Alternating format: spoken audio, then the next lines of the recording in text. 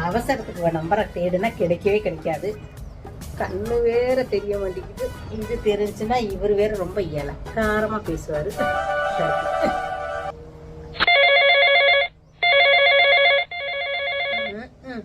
இவர் ட்ரொங்கின்னு அடிக்கிறவங்களுக்கு தாட்டாவை பிடிச்சி வீட்டிலே போய் சொல்லிட்டு வந்துடலாம் போல.